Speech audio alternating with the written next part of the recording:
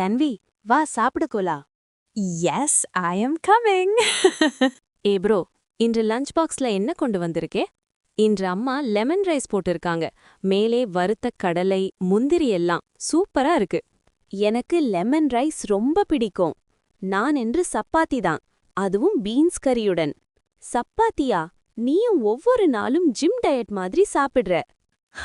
அம்மா ஆரோக்கியம் முக்கியம்னு சொல்லிட்டு இதுதான் தருவாங்க.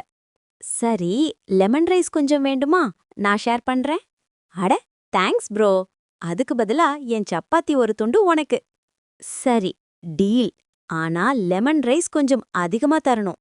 சரி சரி, இந்தாங்க பாஸ், வாங்க சாப்பிடலாம். வா தன்வி, கிளாஸ் போலாம். போலாமே.